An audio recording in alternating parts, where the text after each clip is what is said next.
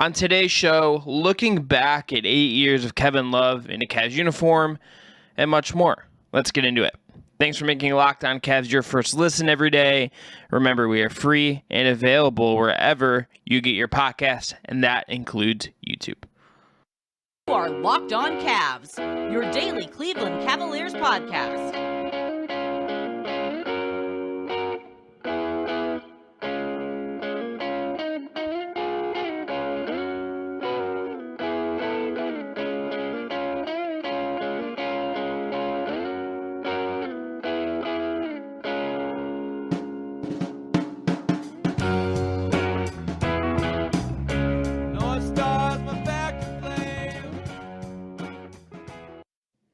The music you heard on the way in, by the way, is from our friends at Astro Radio. Check them out on Apple Music or Spotify.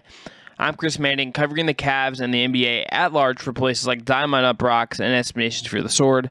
My co-host, Evan Damerl, is off today. Producer Jake Stevens is not with me behind the virtual glass, but he did produce this episode. In segment 3 of today's show, Antonio Daniels, Locked On NBA Insider, will be joining the show to talk about Kevin Love, and we're going to talk about the Donovan Mitchell Cavs linkage and hit on that a little bit before we head to the weekend here.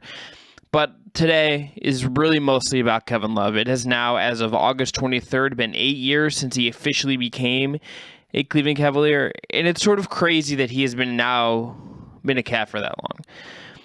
And I mean that in the best way possible. If you had told me that out of Kyrie and LeBron and him, that out of Cleveland's big three, he would be the last man standing, the last man still under contract in Cleveland's, I think I would have called you crazy. I don't think I thought that was remotely a possibility. Knowing what we know now, and with the benefit of hindsight, it's not really surprising, right, that LeBron and Kyrie moved on. Certainly the Kyrie trade demand where he ended up in Boston was a little shocking when it happened. I mean, I will never forget being on the road to Athens, Ohio, and having to pull over and figure out what was going on and dictate some coverage and figure out how I was going to record a podcast without any of my equipment and everything. The LeBron to LA thing that last year felt almost inevitable looking back at it. I'll never even forget him getting that standing ovation in Game 4 of 2018 in the finals. He checks out, which could be the last time ever in a Cavs uniform he gets a standing ovation. And look, for Kevin Love throughout it all, trade rumors, him signing an extension one summer after being traded to Cleveland, and then another one later on, more trade rumors.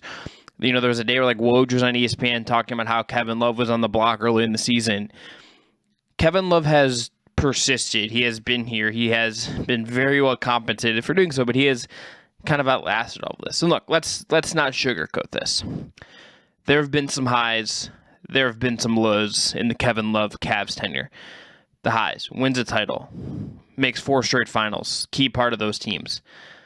Makes all-star games. He has talked about mental health and pushed that conversation forward in a way few athletes have. Last year's Kevin Love resurgence and reinvention as a bench player and a real 6th Man of the Year candidate was awesome, unexpected, one of the highlights of looking back and thinking about that last Cavs season. But look, there were undeniably lows. There were tweets, lots of passive-aggressive drama from everyone kind of involved here. To say it again, there were tons of trade rumors, seemingly an endless pit of trade rumors. He had the shoulder injury in the first playoff series against Boston. He missed lots of time. He seemed entirely discontent and unhappy from 2018 to 2021 amid all of the very crappy Cavs basketball and bad vibes of that run. There was the reported verbal outburst to Kobe Altman in 2019 where he ended up holding a media session and didn't take any questions and just kind of was speaking his mind in that moment. Lest we forget, there was the whole Team USA debacle. For multiple points in the last couple of seasons in particular, it seemed like his run as a high-level NBA player seemed over. It just seemed done. And yet here we are. Kevin Love was a key piece for this Cavs team looking back at the 2022-23 season. He is 35, seemingly very settled, and obviously, again, dare I say, very well paid to be what he turned into last year. And look, he's firmly one of the best and most important Cavaliers to ever play for the franchise. Looking at his resume, obviously a championship winner. Broke Hut was part of that team to break the Cleveland title drought. He is second all-time in three-pointers made for Cleveland. Only LeBron James has more. It is not crazy to think that if he plays well this year and re-signs and continues up, he could pass LeBron and have the most threes made in Cavs history. He is fourth all-time in defensive rebounds. He could easily get into the top three. He's ninth all-time in points. Currently, he's only 1,000 points, a little less than 1,000 points behind Kyrie Irving for 8th place. He has a chance to get even higher on that list. And again, the most important thing, this is a champion who played at a very high level, was instrumental to those teams' success for 4 straight years and on that 2016 title-winning team. Kevin Love is going to have his number 0 jersey in the rafters. That is not a question of if, it is a question of when. Fully deserved. My jersey retirement things takes are known. If you don't know them, I kind of think the jersey retirements can be kind of overdone. But in the world that we live in, Kevin Love meets the threshold. He absolutely does. Considering all of the ups and downs, considering all of the different ways that the Kevin Love Cavs relationship seemed not to be working, and then working again, and then not working, and just never destined to last as long as it has for so many reasons, Kevin Love's Cavs tenure is nothing short of remarkable. Again, he is going to have his jersey retired. He is going to be someone that they try to bring back for honoring that title team and very much part of the fabric of this franchise's history. When you think of Kevin Love as an NBA player, I think when we look back at him in history, and of course, I'm in Cleveland. I've watched him for 8 years now. You think of him as a Cavalier, not a Timberwolf. The defining moments of Kevin Love's basketball life, yes, there are big ones for Team USA and for UCLA and for the Timberwolves. Maybe there will be some somewhere else someday. It's possible, right? The biggest ones he will ever have are in Cleveland. This is a franchise legend. There's been lots of drama. There have been lots of highs. There have been lots of lows, lots of trade rumors, lots of moments where you weren't sure if these two should even be together in a partnership anymore, contract and all of that aside. But these 8 years, what is still to come, what has been accomplished, I think for Kevin Love, I think for the franchise, I think for everyone, I think it has been worth all of it. It is, again, shocking to me in a lot of ways that he is, of those big three, the last one still here. But it almost feels right in a way, too. All right, after the break, I'm gonna go through 5 Kevin Love moments that explain his Cavs tenure. There are some things we'll get to that are a little funnier, but we're going to have some on-court big ones that I think are really worth your time. But first, a word from NHTSA. You're hanging out with some friends and putting back a few drinks. A few becomes too many. As the evening comes to an end and people start to head out, you think of calling for a ride. Nah, you live nearby. You can make it home okay. It's no big deal. What are the odds you'll get pulled over anyway? And even so, what's the worst that could happen? Your insurance goes up, you lose your license, you lose your job, you total your car, you kill someone. Everyone knows about the risks of drunk driving. The results are tragic and often deadly. However, that still doesn't stop everyone from getting behind the wheel while under the influence. That's why police officers are out there right now looking for impaired drivers on our roads to save lives. So if you think you're okay to drive after a few drinks, think again. Play it safe and plan ahead to get a ride. It only takes one mistake to change your life or someone else's forever. Drive sober or get pulled over. All right, back here on the Locked On Cavs podcast. I'm Chris Manning. Evan Dammer's not with me today. Producer Jake Stevens is not with me, but I'm talking about 5 Kevin Love moments that help explain his Cavs tenure. And then in segment 3, Antonio Daniels is going to come on and talk a little bit more about Kevin Love and some Donovan Mitchell as well. So, moment number 1. There is no other place that we can start. That is the stop. In a perfect world, I would have been able to, link in some video, some audio, really do this up in a way I think it deserves. Maybe not at a TV level, but as close as I could. Copyright things obviously contribute to this. I can't do that. It's an audio medium for a lot of you, all that stuff. But the stop is where we have to start. Kevin Love being on an island against Steph Curry, Game 7 of a finals. The Cavs were down 3-1 in. You kind of think Steph Curry is going to probably score there. You would feel good about that if you're Golden State. But Love perseveres here. He steps up in this way in the biggest moment. And it's like two stops, really. He gets him the one time. Curry reloads and tries to reset and get a different look off. And Love stymies him again. This was just Kevin Love showing him at the biggest moment possible after everything that he had, after everything he was kind of dealing with, after everything that happened in his first playoff run, and then getting a concussion in this playoffs and not starting for games in the series. His finals numbers in that series are kind of They're not historically great, important finals numbers. They're all wiped away because of that stop. And then on top of that, go back to the first photo that you get of LeBron after that final buzzer sounds. LeBron extends his arm out. He walks right to the bench. Who is there hugging him, wrapping his arms around him, embracing him in that moment with him? It's Kevin Love. That is one of the iconic photos, the iconic images, the iconic moments of that night. The Kyrie shot is the biggest shot in Cavs franchise history. The LeBron block is perhaps one of the most impactful plays in NBA history. But Kevin Love, in his own way, in a way that maybe doesn't go down as important as those two moments, doesn't go down as, just kind of, to some people, maybe not as rewatchable. He defended his butt off against Steph Curry in that moment in a way you wouldn't have expected him to. It's almost fitting considering Kevin Love has just kind of had moments where, there's the cliche of athletes saying they doubted me, all that stuff. But there's been times where Kevin Love has kind of been pushed off to the side, and he's remained very effective. And in this moment, it's a situation you would not expect him to succeed in, but he succeeded in a way the Cavs needed him to, and made his own imprint on why the Cavs win that finals. They probably don't win that finals game unless he does that, or at least it's a little more tight. But he had his moment there, deserves the flowers. Undoubtedly the iconic Kevin Love play. All right, the 34-point play, the second moment here, the 34-point quarter against the Blazers in 2016. I'll link to the video highlights of this in the notes below, but this is Kevin Love free, in control, absolutely just firing shots off, maximize the openings in front of him. The Blazers in this game, if you go back and watch it, there's a lot of at the start just sagging off of him, reacting to LeBron, and Kevin's just getting wide open threes and just absolutely draining those opportunities. But then they start defending him more, and they feed the hot hand. He's just going and going and going, and he can't miss, and he's just dialed in and looks comfortable. To me, if you're talking about what the best version of Kevin Love was in Cleveland, this might be the high point of it in terms of what his individual effectiveness was.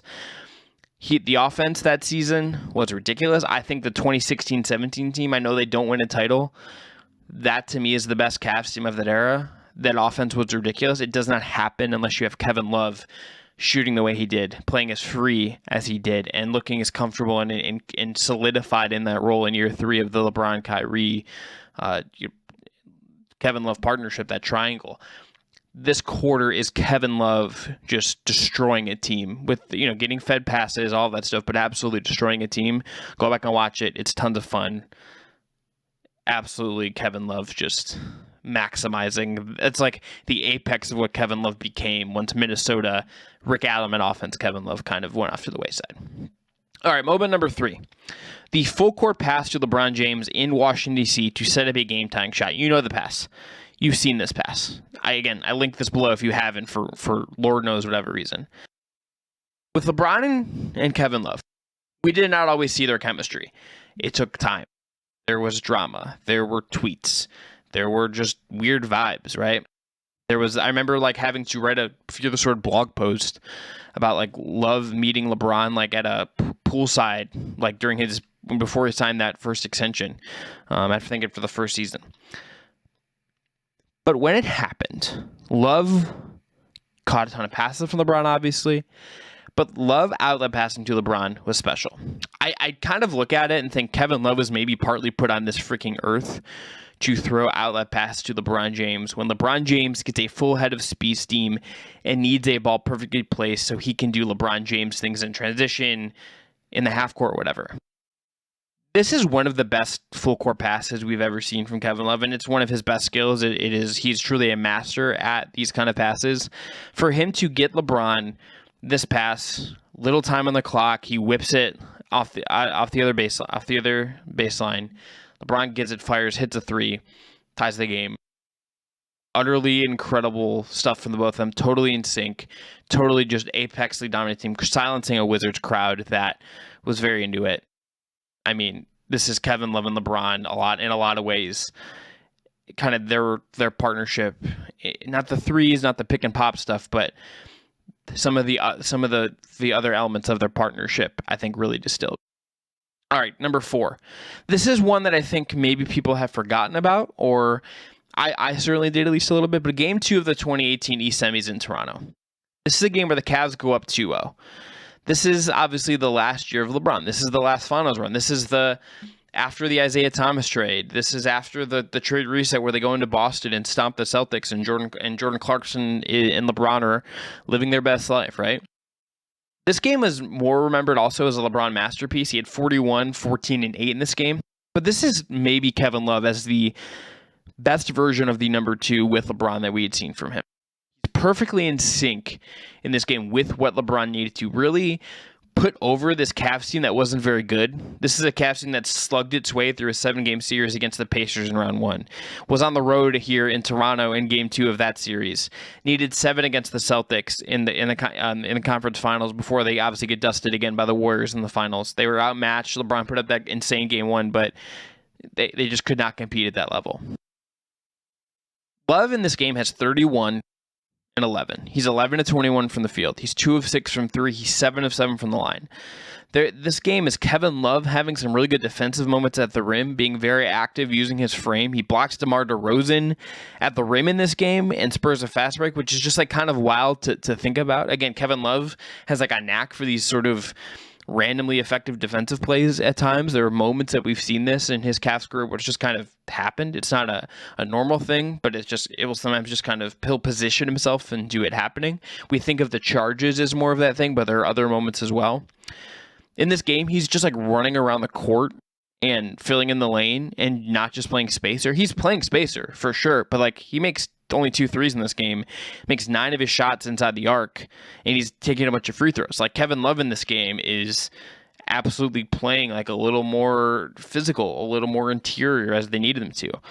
The Cavs even at 2 point went and got him switches onto CJ Miles in the mid post, and he's just beating up on Kevin Love there over and over and over again. He maximizes these opportunities, and he's providing support LeBron needed. The Cavs win this game by a lot. They win this series, obviously, but it starts tight and it widens as the game goes on, as LeBron gets hotter, as LeBron gets better, and as Kevin Love is dropping 31 and pulling down 11 rebounds. This game, again, I think has lost 2 bigger moments. The 2016 finals, that this is the worst of the 4 LeBron Cavs teams, obviously. There's a lot of other moments this season that overshadow it, but boy, Kevin Love was awesome here. I think maybe his best game of this playoff run. He has a concussion later on, all of that stuff, but truly an awesome Kevin Love game. So in sync with LeBron. So awesome to watch. I'll put the highlights to this one in the notes as well. And lastly, had to pick something from last year. This is one that maybe I think best encapsulates how free and comfortable he played last year. Just kind of vibing and contributing to something bigger. And coming off the bench and taking on like a different role than he's ever really played, especially after he really established himself as an all-star and all of this stuff. It's Kevin Love throwing a behind-the-back pass to Cedi Osman in the corner. Osman hits a 3. They go up big on the Pacers in this game. It's at home. It's a Cavalanche moment. I think you could have gone through and I could have found a 3 or a moment in this season that was perhaps more impactful in the big picture sense of the word than this 3. But when I put out a tweet about this episode, it was like, okay, I want to know what you guys, our listeners, the people who follow me on Twitter, think about the defining Kevin Love moments. That was the one that I think I got more than any other one. There's some other funny ones we'll get to, but as honorable mentions, but this was Kevin Love just like playing free and fun, and it's just Kevin Love like providing joy last year and doing this behind the back pass to Cedi, and this 3 being stuck and the crowd erupting, and it's Kevin Love kind of symbolically feeding into something in a way he didn't for a couple of years there, right? This was, again, the rebound year for Kevin Love. This is kind of the cherry on top of the Kevin Love era in a lot of ways, and I think this play, which again I'll put in the notes, is kind of encapsulates the vibe of Kevin Love last year. Okay, honorable mentions. These are all kind of more social, kind of more fun moments, but wanted to mention them because they're part of the Kevin Love story, I think. Number one, obviously, the whole title parade vibe, obviously, with the WWE belt. Iconic. There's him photoshopping himself into a group photo in 2016 that put his head over Jared Cunningham's head. Just Kevin Love having a lot of fun with maybe not the perception that he's not linked up with everyone. The press conference, I believe in 2016, maybe 2017, where he gets asked he wanted to leave, or saying he gets asked about, if he's kind of having more fun with his teammates and all that stuff. And he just like LeBron and Kyrie up at the dais with him, and they're laughing as it goes on as the question gets asked. And Kevin's like, I want to leave and go watch Game of Thrones. When he's asked about the chemistry, he was just kind of like, please get me out of here. I would like to go watch Game of Thrones. And it's just like how comfortable he seemed to feel. It's like an answer like at different points of his Cavs tenure I could not have imagined him giving, right? I think him leaning down to hand the ball to Isaiah Thomas after all that drama in the 2018 season remains just iconic and funny, and we'll leave it at that. And then also, look, last year, him fake taking down LeBron after LeBron dunked on him, just Kevin Love started having fun again last year. And I think we can sometimes undervalue how much guys being comfortable and relaxed and having fun is part of the joy of basketball and all of that. So those are the honorable mentions. Those are the 5 Kevin Love moments. So recap them: the stop / the end of Game 7 2016, 34-point quarter against the Blazers in 2016. That's obviously after the title.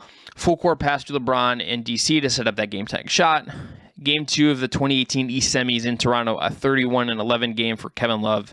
And then the behind-the-back pass to Jetty last year to cap off a Avalanche. Okay. After the break, Antonio Daniels is coming on to talk about Kevin Love's career, how we view him, and all of that, and plus some Donovan Mitchell's talk, because we just kind of have to cover that little news peg right now. But first, going to tell everyone about our friends at BetOnline. BetOnline.net is the fastest and easiest way to check in on all your betting needs. Find all of your favorite sports and events at the #1 online source for odds, lines, and games. Find reviews and news of every league, including Major League Baseball, NFL, NBA, NHL, combat sports, esports, and even golf. BetOnline continues to be the top online resource for your sports wagering information. From live in-game betting, scores, and podcasts, they have you covered. Head to BetOnline today or use your mobile device to learn more about the action happening today, or, as so happens, months in advance. For example, the Cavs have opened as 5-point underdogs in their season opener in Toronto this October. The combined point total bet for that game is set at over 224. That's at a -110 line. They have Cavs futures. They have other player futures. They have anything you really could want if you're interested in sports betting over at BetOnline. Remember, that's BetOnline, where the game starts. Support them because they support us. All right, back in a second with Antonio Daniels. All right, thrilled to be joined now by Antonio Daniels, Locked On NBA expert. Antonio, before we get into the Kevin Love of this, there's a little Donovan Mitchell, Cleveland Cavaliers reporting. Not a ton of meat on, like, okay, would the Cavs offer X amount of picks? What young players? What would you make of the Cavs having real interest in getting inside the Donovan Mitchell sweepstakes? I mean, it makes sense.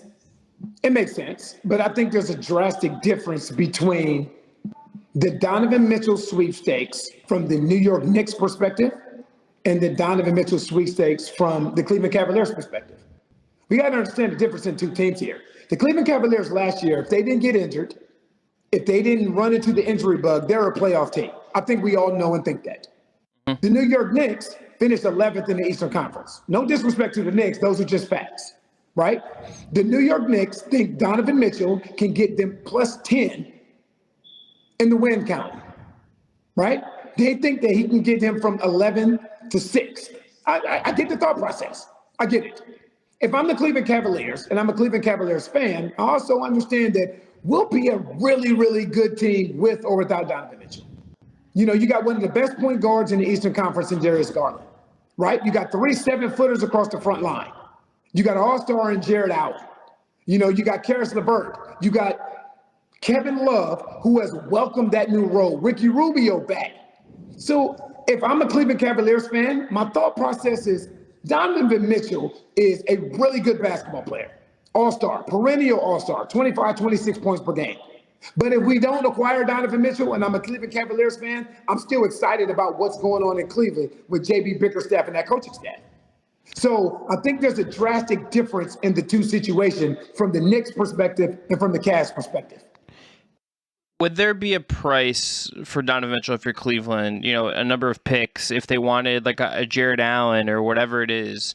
Is there a price that would be, in your mind, too high for Donovan Mitchell? Yes, of course. But you know why the price would be too high, Chris? Because of the success that the Cleveland Cavaliers experienced this past year.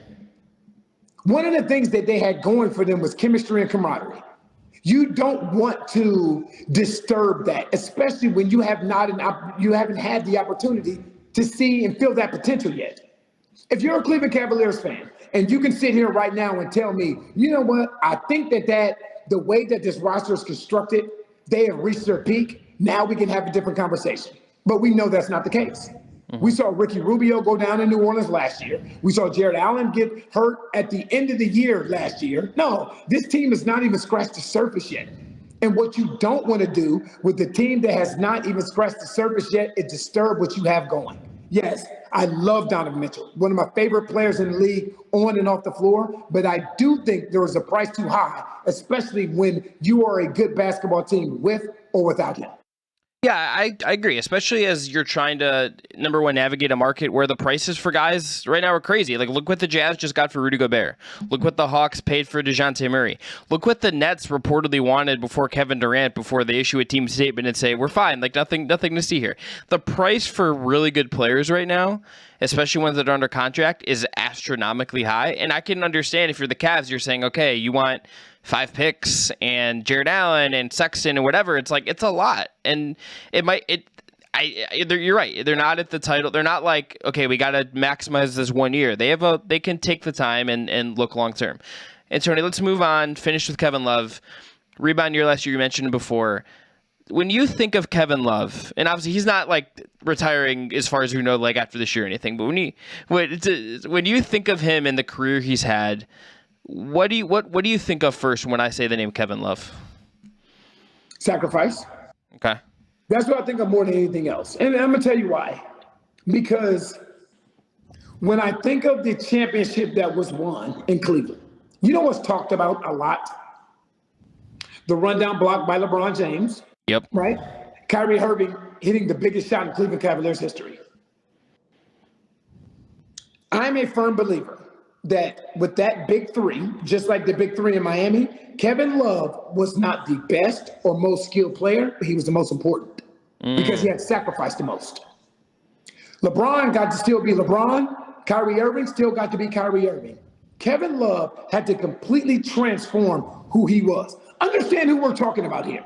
There was a time where Kevin Love was in Minnesota and arguably, statistically speaking, was arguably the best power forward in the league with some of the numbers that he was putting up. So now you put him with LeBron James and Kyrie Irving, and he's not even that guy anymore because he doesn't have to be that guy anymore. So what he became was a knockdown three-point shooter, still a heck of a rebounder, and a heck of an outlet passer. When I think of Kevin Love, the first thing that comes to my mind is sacrifice, because I remember Kevin Love in Minnesota. I remember the numbers that he was putting up. But then I remember who Kevin Love became to help the Cleveland Cavaliers win the NBA championship. Yeah, there is such a switch for him in his career, the way he played, his body type even. Rick Adelman offense, posting up, elbow touches, to very little of that in Cleveland. He became maybe the best floor spacer, the most glorified floor spacer in the league, and that's what he was. And his final, you go to the 2016 finals, his numbers don't pop off the board. He averaged under 10 points a game in that finals. He had a concussion in that finals. It wasn't remarkable, but he steps on Steph Curry. He sacrifices. He's willing to do that stuff he said. So, Antonio, when you look ahead, lastly, for him this season, coming off the year he had, no injuries, fingers crossed for him, it doesn't happen, that he can avoid that again. What is the key for him at 35, last year of his contract, trying to continue the success he had last year in a new role, in a bench role? What are the keys for him to kind of sustain that success going forward? Which, to a certain degree, you can't control. You can come in the best physical shape and conditioning as possible. But also, second, is just buying in and being a good locker room guy, which he was this past year. Go back 2-3 years ago, because Kevin Love wasn't this same guy in that locker room. Kevin Love was pouting on the floor. He was throwing the ball at teammates. The mannerisms weren't very professional. No. Last year he bought in. And this is why I give JB Bickerstaff and his coaching staff a lot of credit. Because when you can get veterans to buy in on a young, inexperienced basketball team, you're doing something right. So one, I think health is incredibly important for Kevin Love. Two, it's just buying in and building on what you did this past year. The rest will take care of itself. Yep, you're 35 years old. You don't need to play 30, 35 minutes a night. But at that time that you're given, maximizing that time that you're given. And you may get older and slower and less athletic and less agile, but you become smarter. And that's what you can see Kevin Love tapping into as he gets older. He's tapping into his mental strength on how to be successful and sustain in this league for a lengthy amount of time and still be impactful in doing it. The last thing I'll ask is, as someone who's played in the league, has been around the league a long time, you look at what Kevin Love provides to a team that has Darius Garland, who's just hitting year 4. Evan Mobley's in year 2. Jared Allen is really still young in his career. Colin Sexton, if he's back, still very young in his career. What is having a guy like Kevin Love, who bought in last year, who's won a title, who's played with arguably the greatest player of all time, what does that offer this team as the young guys are bringing them up and he's there in that support role? I think that's incredibly important. And I think that's one of the things that's missing a lot in today's NBA, because the NBA is getting younger. You have guys that are one and dones that are coming into this league like it's nothing. So you need that locker room stability. You need that locker room voice, that voice of reason, but not just that voice of reason, that voice of experience that can tell them what it takes to win. You know why? Because he's been there.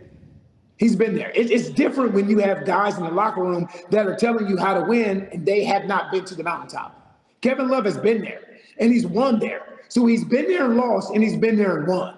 So when you have a guy in your locker room, one that can verbally deliver the right message, but two is still impactful on the floor, man, you're knocking it out the park. Because a lot of guys in this age, they get to be 36 and 37, they may be able to tell young guys what to do, but they can't show guys what to do. Kevin Love's in a blessed position where he can not only tell guys what it takes to win, but also at 35 years old, show them physically what it takes to win. Antonio, thanks so much for coming on. Everyone can check him out this season's on Pelicans broadcast. He's on various Locked On podcasts talking all things NBA. Antonio, a pleasure as always.